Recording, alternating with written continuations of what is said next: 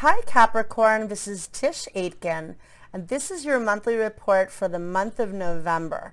This has been a historical year for all of us, but you have been the forerunner of the year. We've had an unprecedented amount of Capricorn in the sky.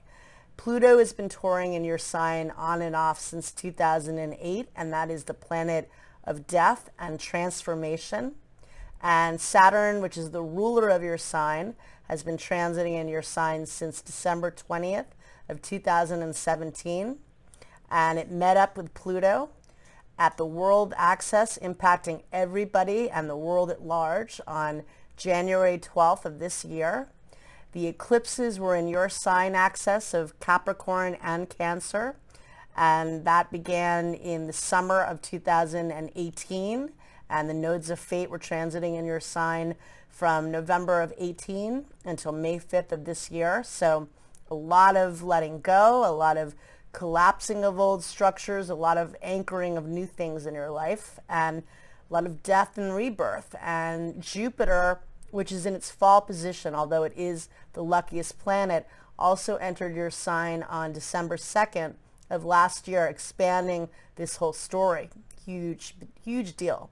You're never ever going to have Saturn, Jupiter, and Pluto in your sign again in this lifetime, okay? But with all of the restrictions and all of the challenges, we have less than a couple of months left of Saturn in your sign. Saturn officially exits your sign on December 17th, and Jupiter exits on December 20th, and the two convene at 0 degrees of Aquarius on December 21st, which is the winter solstice this year.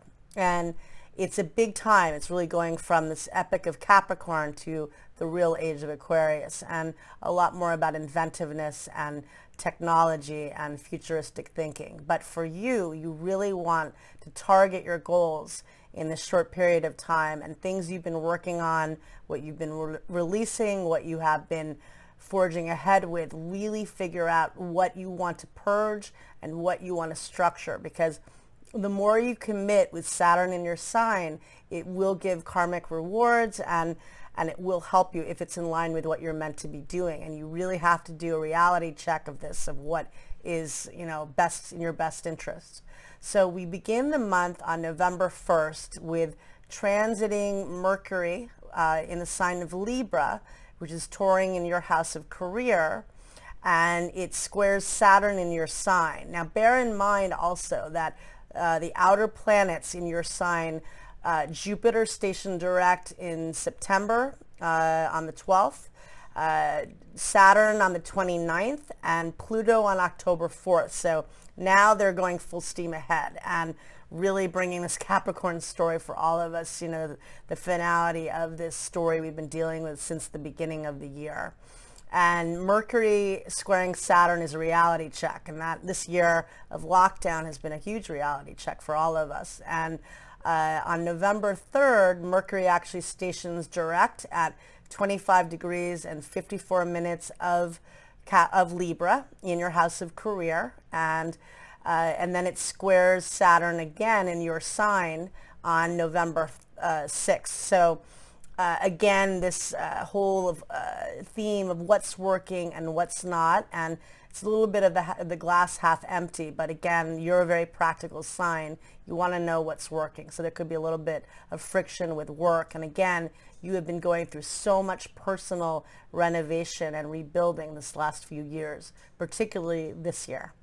And then on November 9th, we have transiting Venus in your house of career, opposing Mars and Aries. And Mars has been transiting in your house of home and family since June 27th, and it retrograded on September 9th. So there's a lot of review around home and getting your needs met, and it could be a little fiery in that area, whether it's with relatives or maybe you're doing a lot of work at home. Maybe you're doing some renovation, but that's a creative energy. It could be a bit fiery. And later on the 9th or early on November 10th, depending on where you live, the sun in Scorpio, which is touring your house of friends and groups, makes a beautiful trine to Neptune in Pisces, and that's a really magical aspect. And Neptune is transiting in your house of ideas and writing and communication, and that's a really good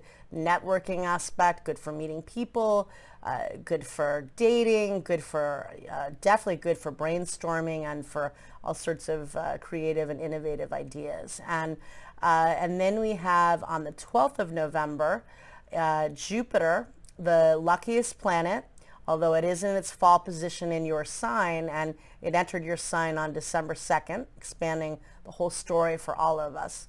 Jupiter meets up with Pluto a third and final time in your house of self and new beginnings. So again, you are anchoring a lot of new beginnings, even though most likely you've dealt with a lot of endings this year or in the last couple of years. And with that said, Jupiter and Pluto are meeting up exactly where Saturn and Pluto met up on January 12th at 22 degrees of your sign. And that hits everybody. Anything at 22 degrees of the cardinal signs is at the world axis, and that's Aries, Cancer, Libra, and Capricorn. And so this is setting off that conjunction that changed the world, so we'll get more information.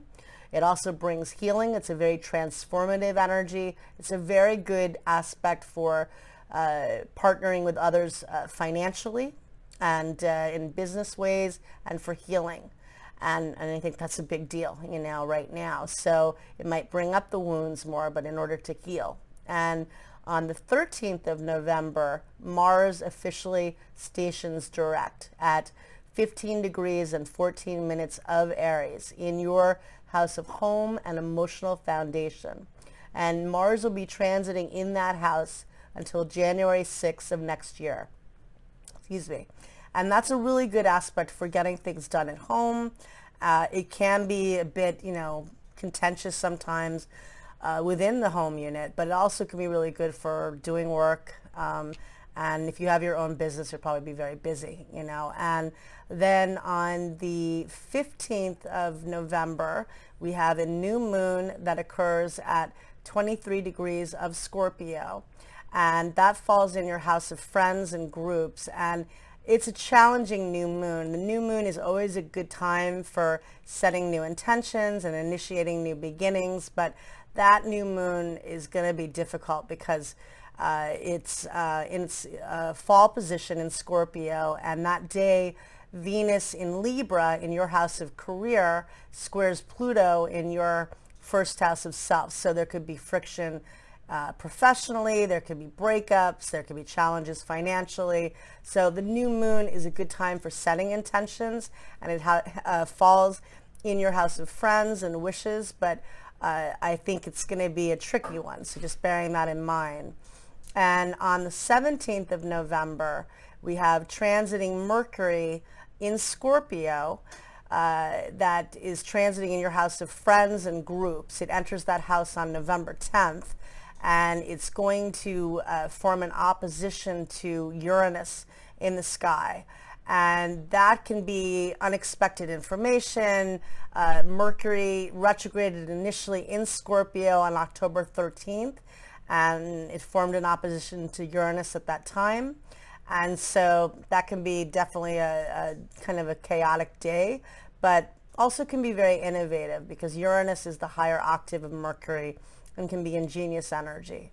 And then on the 19th of November, Venus in your house of career squares Saturn. And that also can be a bit, that's not an excellent day for partnering. That might be more working on your own or tending to details, that need to be taken care of. On the 20th of November, Mercury clears its shadow, meaning the degree at which it's stationed direct, and that helps us to proceed further and in a more positive way, hopefully. And then on the 21st, the sun enters the sign of Sagittarius and enters your house of spirituality and dreams and manifesting, and it'll be there until December 21st when the sun enters your sign on the winter solstice. And then the same day, Venus exits Libra and your house of career, and it enters the sign of Sagittarius, of Scorpio,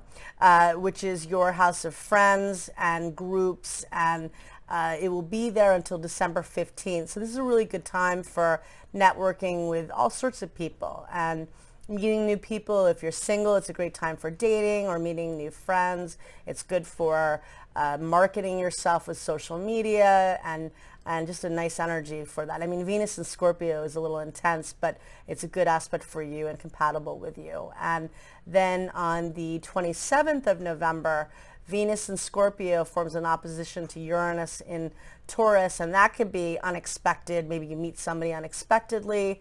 Uranus is transiting in your house of romance and creativity, so maybe something fun and romantic happens. It could be unexpected breakups too, and then on the 28th of November, Neptune stations direct in Pisces, in your house of communication and thoughts and ideas. And we feel that 5 days before and 5 days after, and that can be really dreamy energy, and deception or lies can get uncovered because Neptune can, hide information. And at the same time, we're have a full moon then too, a full moon eclipse on November 30th at 8 degrees and 38 minutes of Gemini, and that falls in your house of work and routine. So it's just 1 degree from the world axis. Anything at 7 degrees of the mutable signs are at the world axis. So Gemini, Virgo, Sagittarius, and Pisces. So again, we can expect big events because it's close to a world point, meaning everybody gets impacted. But also for you, it's a release. It's letting go of habits that are no longer serving you. And it's only a few weeks before Saturn and Jupiter exit your sign. So it's really significant for you this time period to focus on what you most want to achieve this year, what you need to heal in your life with Jupiter and Pluto meeting up, and what you need to purge and let go. It's been such a big time for you. So I wish you a lot of luck. You're almost out of the spotlight, and you're going to hand over the torch to Aquarius on the solstice. So good luck, Capricorn, and thank you.